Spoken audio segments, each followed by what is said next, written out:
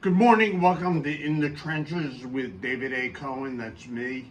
I haven't done one of these for a little while, and I'm going to be giving a quick talk on disseminated intravascular coagulation at the request of my house staff. Okay, this is an entity which you can see in a variety of clinical situations. The most common situation we see it with in the hospital is sepsis.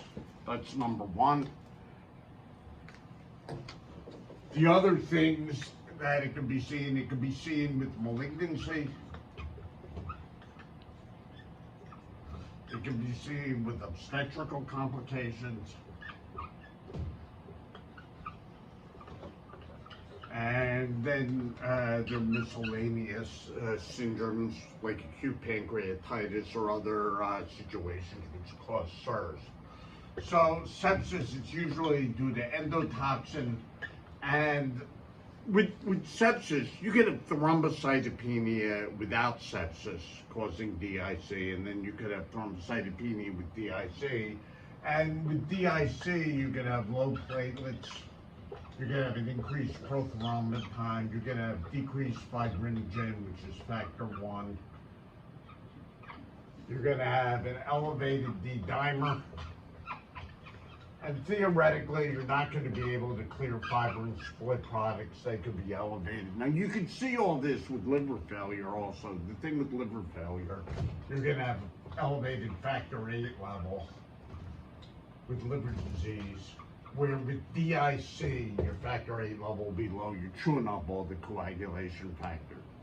So in the internal medicine milieu, most commonly you're going to see this with sepsis, and often you know the patient's in sepsis. There are other things going on.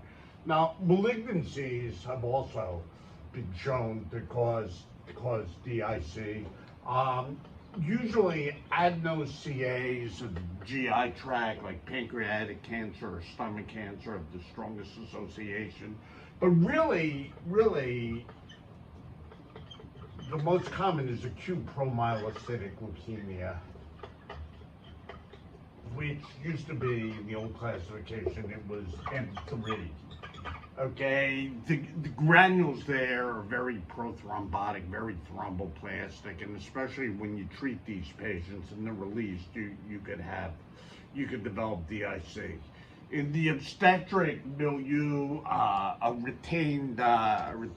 amniotic fluid embolism, abruptio placentae, a retained fetus, that's something in the OB world I don't exist in. And then you can see this with other things. So the thing with DIC is, number one, recognizing it.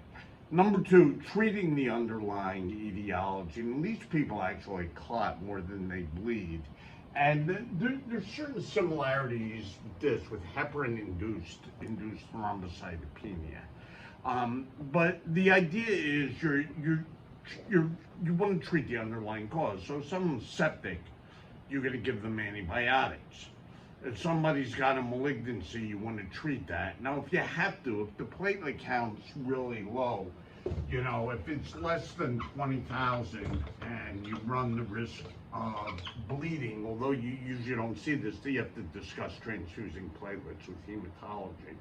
If somebody has a low fibrinogen, I mean, you could give them fresh frozen plasma.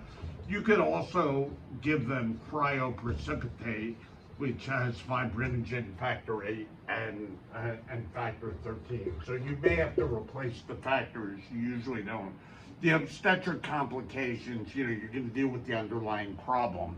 Like I said, mostly with this, we're going to see this in the sepsis milieu, and you know, this would not be.